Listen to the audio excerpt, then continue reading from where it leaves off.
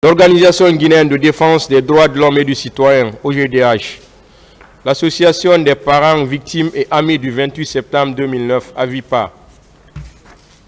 Monsieur Moussa Dadis Camara, venez à la barre, s'il vous plaît.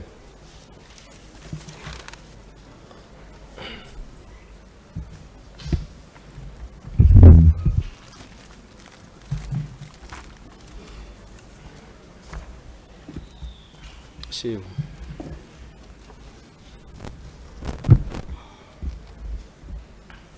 La partie civile a la parole pour la suite de ces questions. Avant de commencer, Monsieur Camara, je vous rappelle vos droits. Vous avez la latitude de répondre par oui ou par non, ou dire tout simplement que vous ne répondez pas.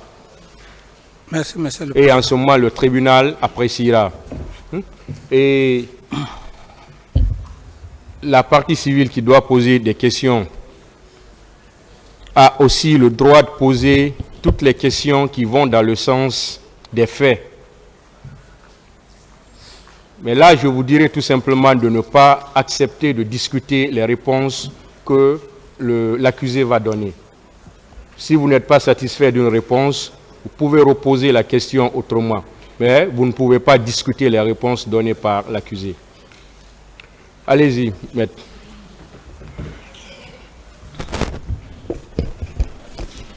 Merci, Monsieur le Président, de m'avoir donné la parole. Merci, honorable assesseur. Monsieur le Président Moussa Dadis Camara, je voudrais savoir, après le massacre du 28 septembre, est-ce que vous avez fait au moins un communiqué radiodiffusé pour présenter les condoléances à la famille des victimes? Je n'ai pas de réponse à cette question, maître. Ok. Monsieur Camara, est-ce que, après le massacre, il y a eu un conseil des ministres qui a eu pour ordre jour, un seul ordre jour, le massacre du 28 septembre 2009? Je n'ai pas de réponse à cette question, maître. D'accord. Monsieur Moussa Dadis Camara, je veux savoir pourquoi il y a eu tant de massacres alors que vous êtes à Conakry. Vous détenez tous les pouvoirs. Je veux savoir pourquoi il y a eu tant de massacres alors que, Monsieur le Président, vous vous trouvez à Conakry. Vous détenez tous les pouvoirs.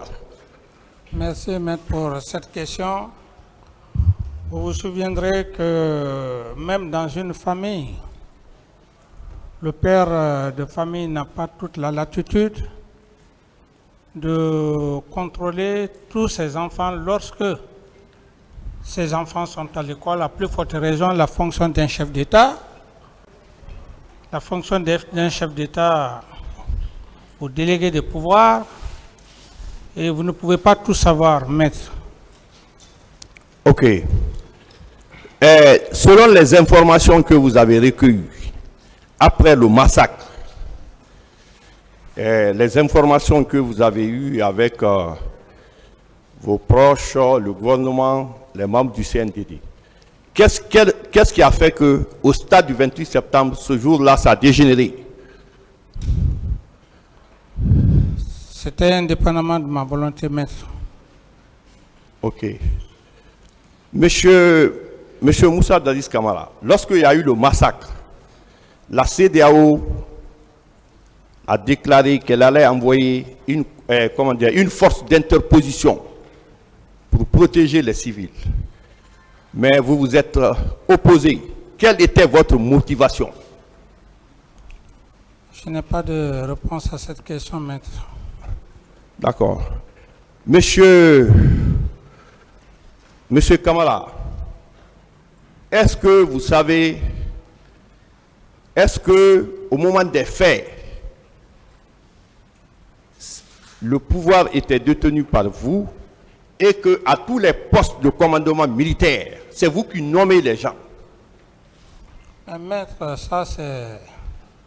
Je ne peux pas fuir ma responsabilité. Au moment des faits, j'étais président. Et même après les massacres, j'étais encore président. C'est par la tentative d'assassinat contre ma personne qui a fait que j'ai quitté le pays. Ok.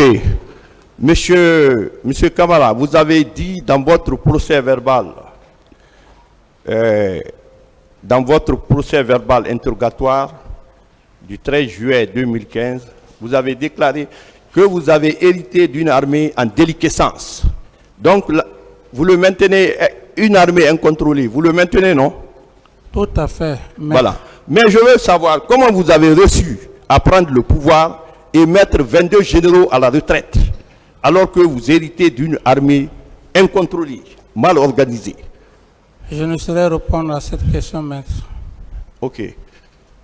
Monsieur Kamara, concernant votre protection, la protection physique du chef de l'État, nous savons que il y a la protection immédiate, la protection rapprochée et la protection éloignée. Je veux savoir quelles étaient les unités qui étaient rattachées à la présidence pour votre protection, mais qui n'étaient pas la présidence, donc la protection éloignée. Quelles étaient les unités dans la capitale qui étaient rattachées à la présidence pour votre protection? Je ne saurais répondre à cette question, maître. S'il vous plaît.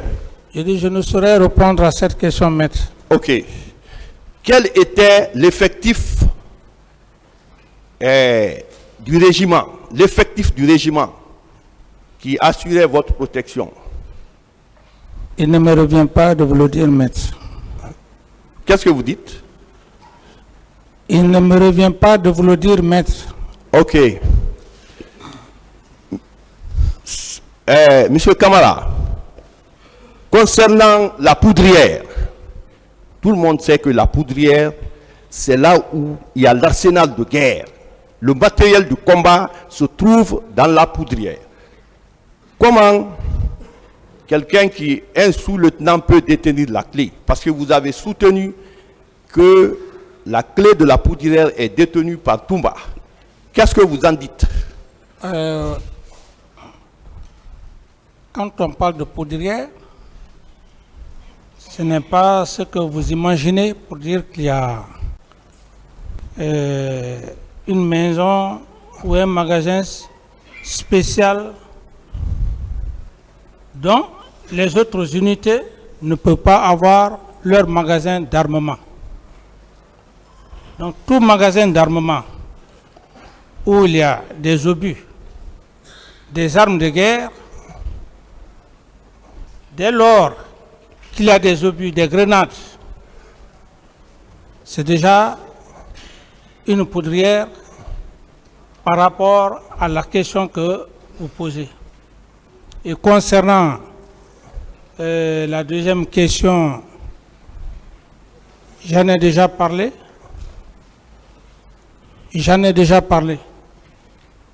Ok. Je veux savoir, est-ce que vous avez soutenu ici que le magasin d'armement, la clé était détenue par Toumba? Vous le confirmez? J'en ai déjà parlé, maître. Voilà. Non, suivez la question qui vient. Moi, je vous pose la question selon laquelle, est-ce que, si vous dites que Toumba détient la clé, peut-être, est-ce qu'il ne détient pas l'une des clés? Parce qu'il peut y avoir plusieurs clés. Il peut détenir l'une des clés. Ou bien il détenait la clé principale. Il n'y avait pas une autre clé, sauf cette clé qu'il détenait. Lorsqu'on va se saisir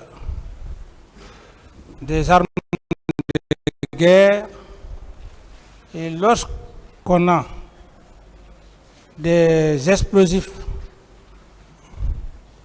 cependant, le militaire n'est pas doté d'explosifs.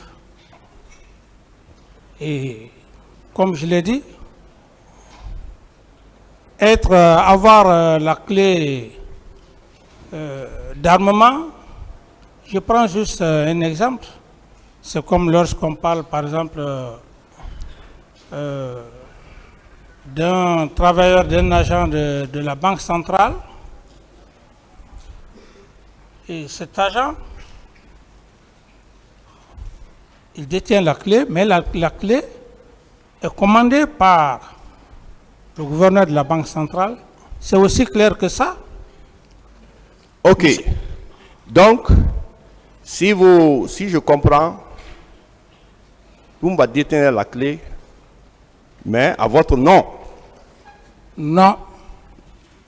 C'est lui qui sait comment il arrivait à s'armer. Ok. Et vous avez déclaré que lors du massacre du 28 septembre, vous avez été informé par feu Joseph Makambo. Et vous avez voulu partir au stade, mais on vous a empêché.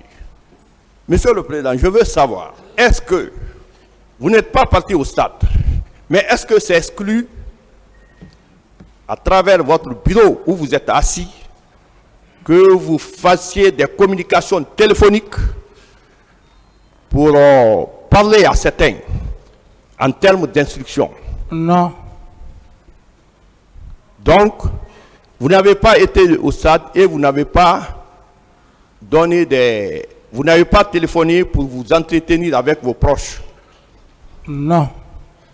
Ok. Parce que c'est une piste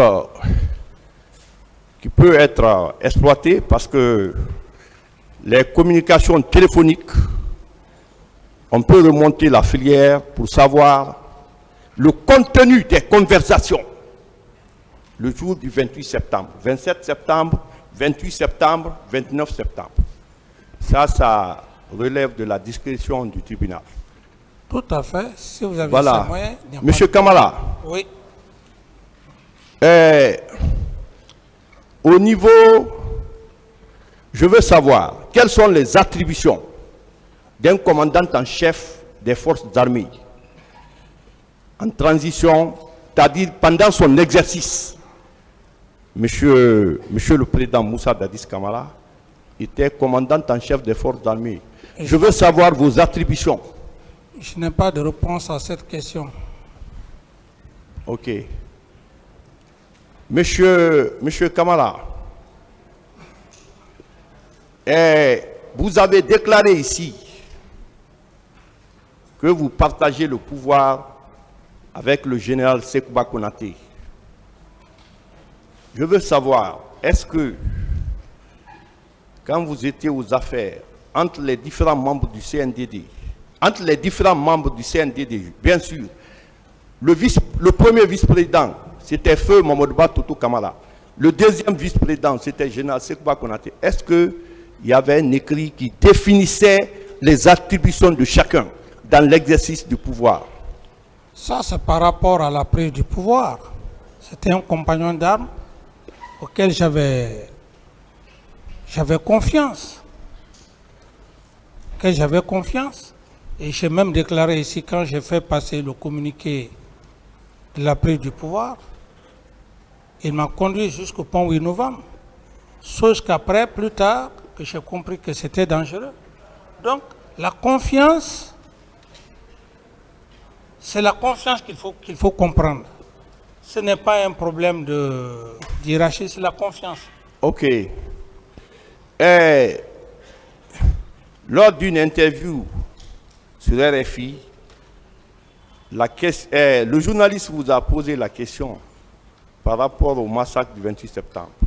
Vous avez déclaré que ce n'est pas parce qu'on est président qu'on maîtrise la situation.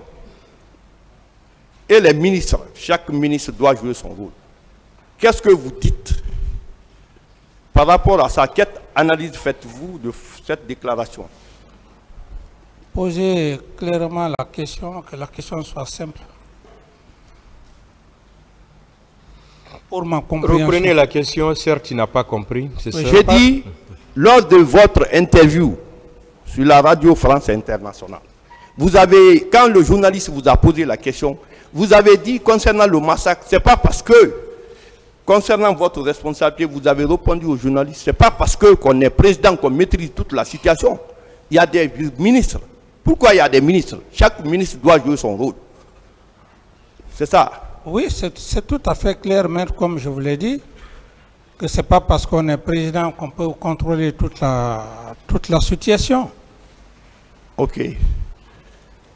Monsieur le Président, lors d'une interview, vous avez déclaré que si on entend la démocratie, ce sont les militaires. Rawlings au Ghana, ATT au Mali, et que vous êtes avec le bas peuple. Vous voulez savoir ce que le bas peuple veut. Quelle analyse faites-vous de cette déclaration? Mais le bas peuple, c'est, comme je l'ai dit, le bas peuple, c'est pas seulement les intellectuels qui sont là, c'est la population en souffrance, y compris les démunis,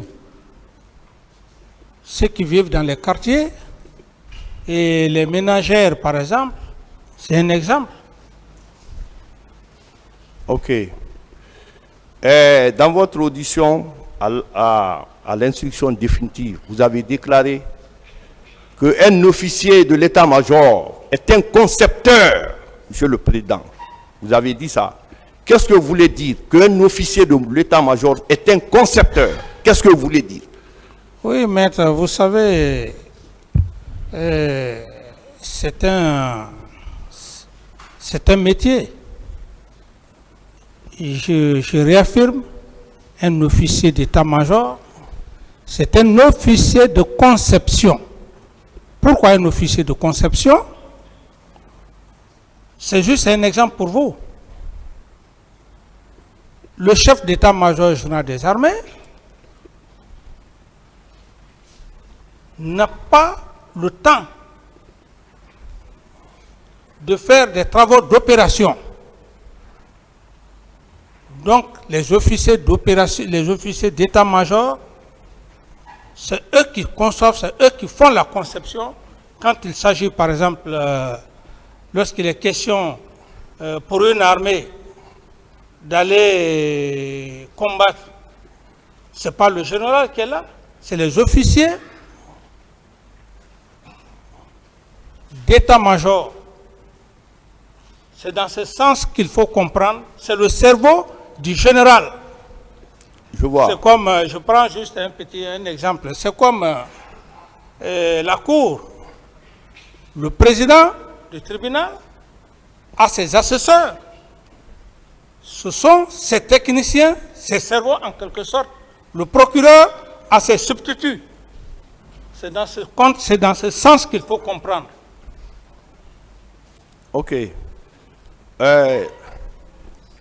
Monsieur Kamara, certes, l'armée est incontrôlée, mais s'agissant de la garde présidentielle, est-ce que la garde présidentielle, dans les conditions normales, est sous votre autorité et que c'est les hommes de confiance qui composent la garde présidentielle?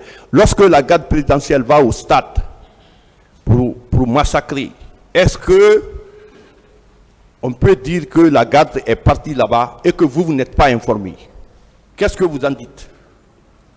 Maître, je pense que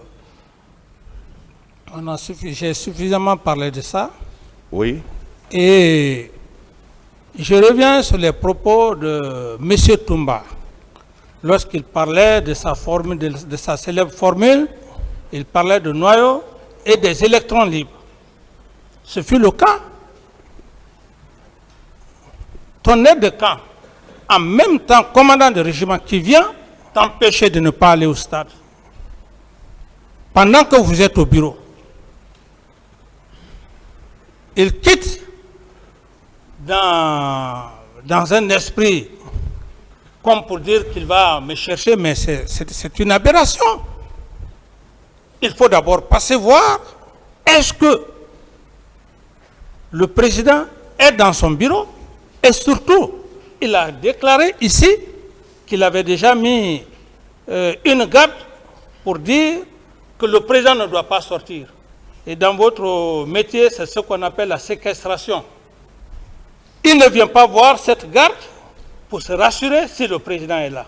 Je pense qu'il n'y a pas de débat à ça, maître. Vous êtes des pénalistes et vous en savez mieux que moi.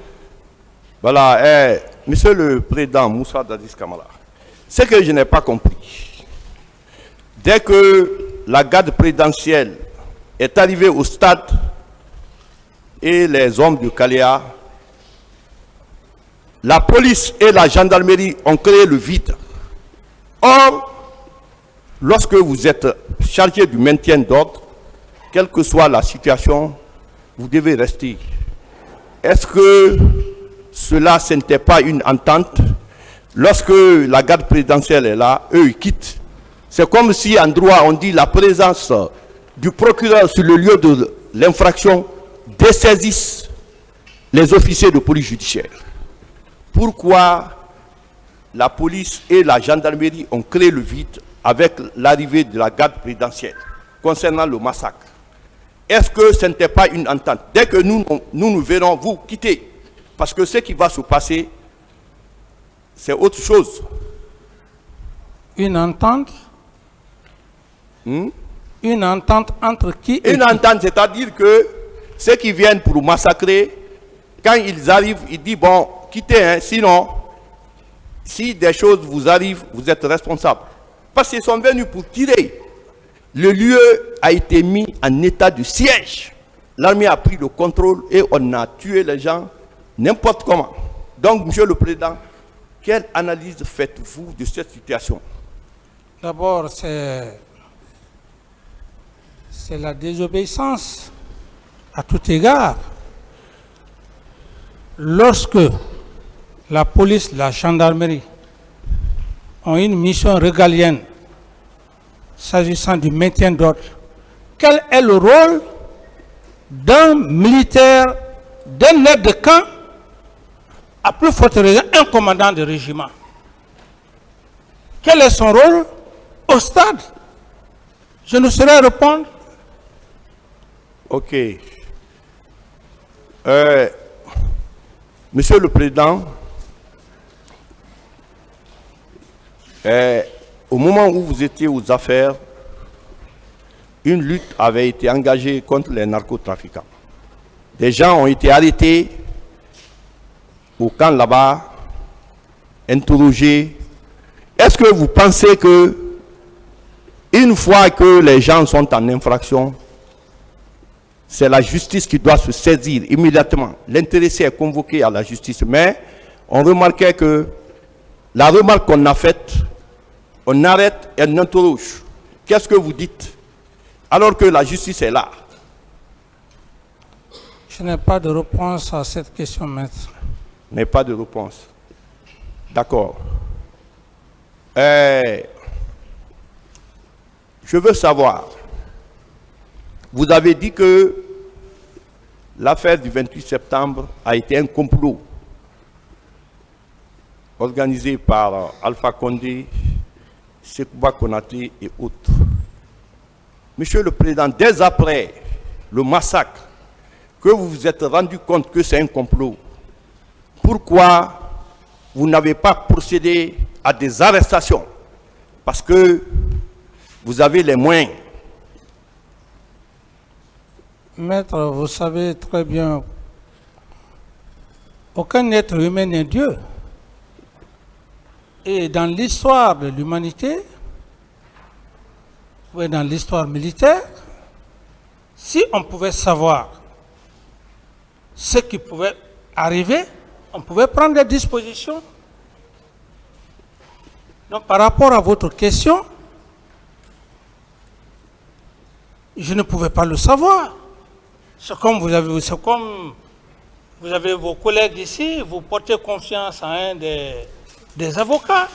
Vous êtes liés, mais vous ne savez pas si un de leurs peut vous trahir. C'est dans ces conditions.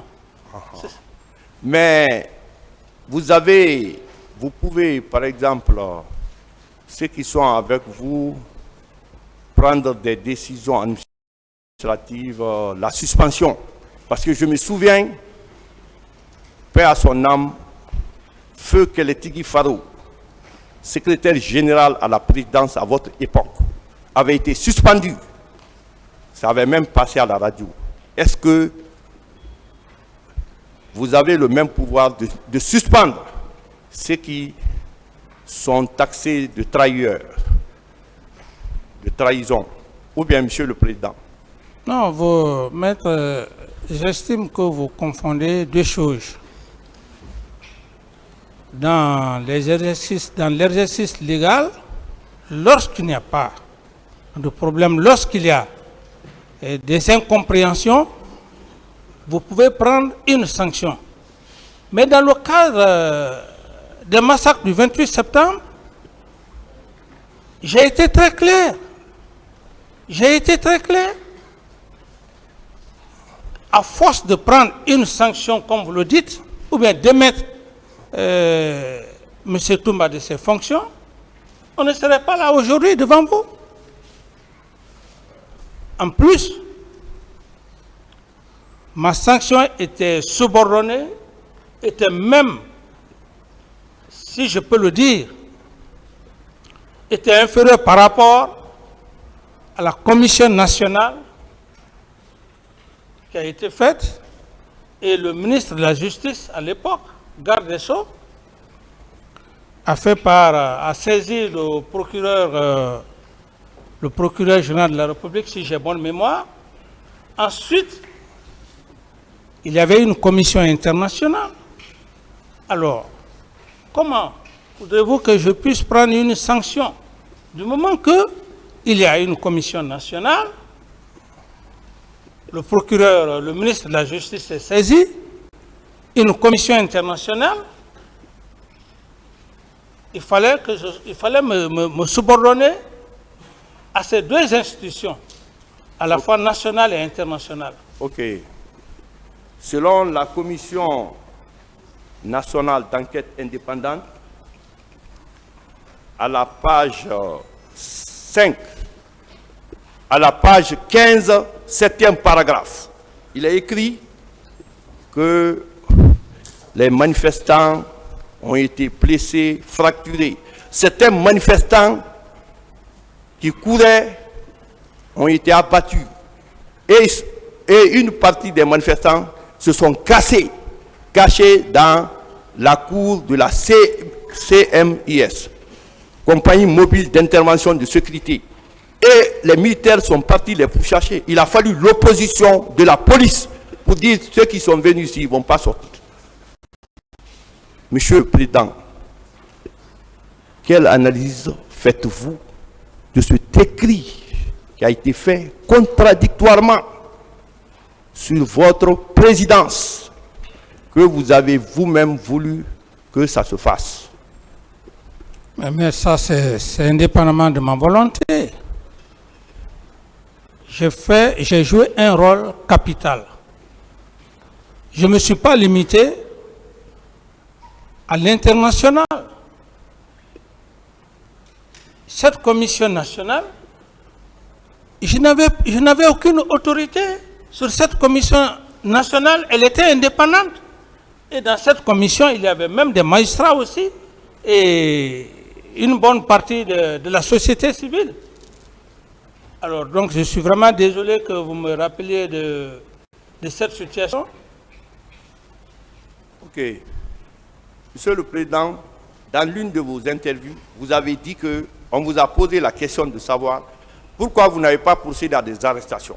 Vous avez dit que vouloir procéder à des arrestations, que ce serait un règlement de compte. Qu'est-ce que vous voulez dire? Oui, règlement de compte, mais la justice est là. La justice, on ne peut pas arrêter des gens sans fondement. C'est pour cette raison d'ailleurs que j'ai donné instruction à l'époque au ministre de la Justice pour des enquêtes, et c'est cette justice qui devrait faire des arrestations. Ok. Bon, Monsieur le Président, quand on parle d'arrestation ici, selon nous les professionnels, c'est de permettre à la justice de convoquer les suspects, ceux qui sont accusés du massacre. La justice les convoque C'est comme, après votre départ, il y a eu, la justice s'est saisie en mettant en place 3 juges qu'on appelle juges pool d'instruction. Les juges de pool d'instruction pour faire la lumière concernant les massacres. Donc, en ce moment-là, Monsieur le Président, si je parle d'arrestation, c'était de les mettre à la disposition de la justice, qu'ils viennent être auditionnés par les officiers de police judiciaire, par le juge d'instruction, la justice. C'est ce qu'on veut dire comme arrestation. La venue de la commission, elle est bonne, mais personne ne peut relater les faits plus que vous, ceux qui ont vécu le massacre. La commission internationale, c'est un organisme étranger. Quand ils viennent, ils posent la question à ceux qui ont vécu les faits. C'est comme un avocat et un client. L'avocat n'a pas vécu les faits. Quelle est la mais question, le client maître? l'explique. Monsieur le Président, je veux savoir que je veux lui poser la question selon laquelle pourquoi il a dit que les arrestations seraient un règlement de compte alors qu'il y a eu massacre. Oui, maître, le terme est très clair. Il y a eu massacre. Il faut préalablement faire des enquêtes pour arrêter X ou Y. Et surtout à l'époque, il y avait le ministre de la Justice, garde des Sceaux. Je l'ai instruit. Je pense que la justice est au-dessus de tout. D'accord. Est-ce que, à l'époque, M. Mangou, M. Colonel, il était colonel, hein, Colonel Mangou Djoubati, c'était lui le directeur de votre bureau de presse, celui qui lisait les décrets à la télévision, Mangou Djoubati, Colonel Mangou Djoubati.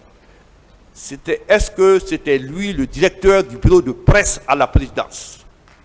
Je n'ai pas de réponse à cette question, maître. Ok. Monsieur le Président, concernant le régiment, vous savez, le régiment, c'est l'ensemble des bataillons qui forment le régiment. Est-ce qu'aujourd'hui, vous êtes d'accord que les chefs de section, les chefs de compagnie de ce régiment comparaissent devant le tribunal pour donner leur version des faits? Je vous pose la question. Est-ce que, Monsieur le Président, j'ai tout le respect, je vous accorde tout le respect dû à votre rang, mais je veux savoir, est-ce que vous êtes d'accord que tous les commandants de compagnie et les chefs de section du régiment comparaissent devant le tribunal pour donner leur version des faits, pour savoir plus? Est-ce que vous êtes d'accord, Monsieur le Président? Oui, mais on est devant le tribunal criminel. C'est au tribunal criminel où Monsieur le procureur, c'est l'empereur des poursuites. C'est pas à moi de décider. Est-ce que vous êtes d'accord? C'est ce qu'il veut savoir. Oui, je suis d'accord si... Ah, ok. Monsieur le Président, est-ce que vous connaissez le capitaine Lamine Diallo, capitaine de la 3e compagnie du régiment? Vous le connaissez? Lamine Diallo, non. Ok.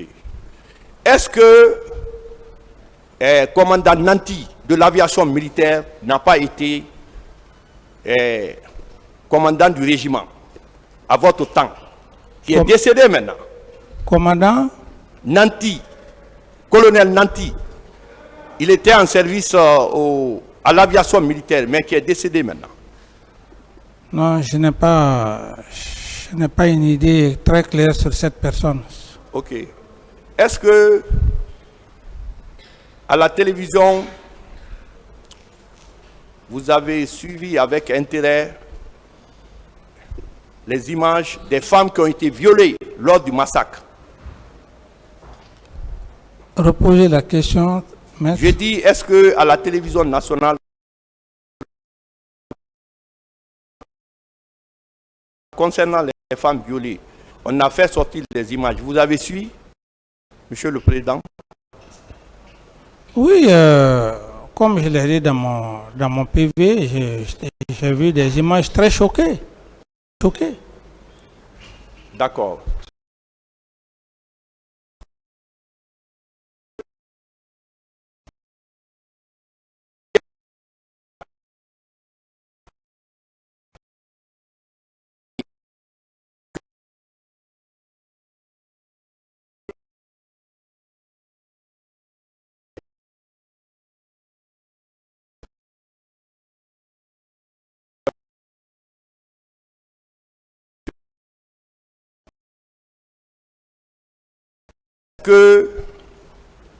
Qu'est-ce que vous savez de vos relations?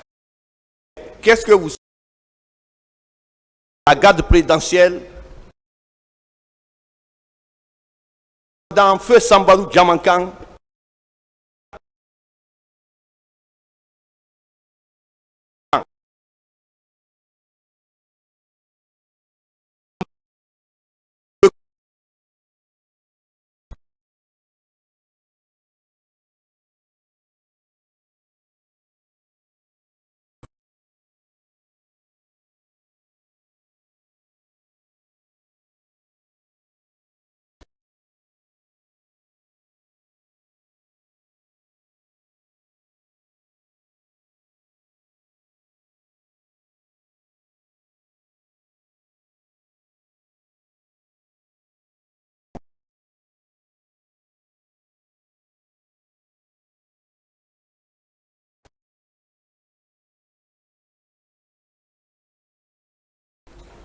Ils doivent être logés, ils doivent être nourris. Éventuellement, leur salaire doit être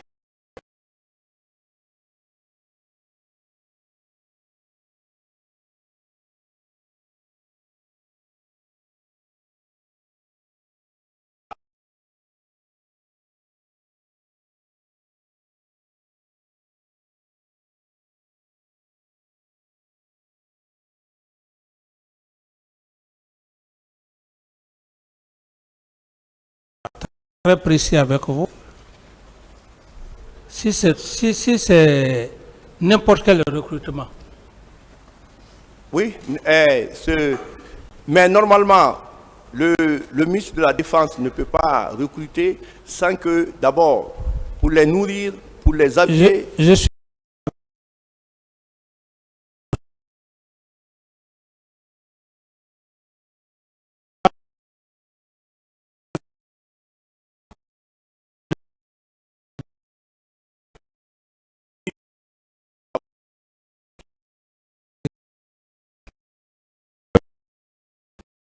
le président et à ses sœurs. Monsieur Camara, oui, maître. le 8 juillet,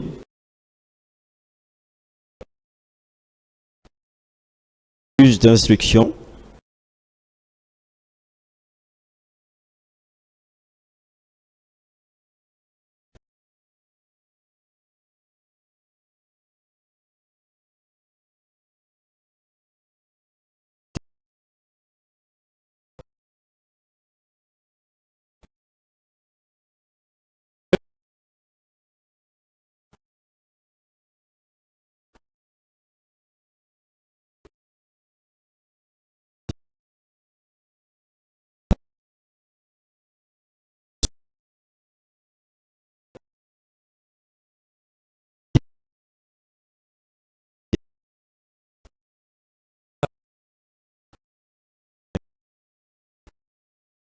avec que les événements du 28 septembre sont liés à pouvoir, Sont liés à votre pouvoir. Oui, les événements du 28 septembre, j'étais président de la République à l'époque. Alors, quelle est votre perception Moussa Dadis Camara, c'est quoi le pouvoir? Maître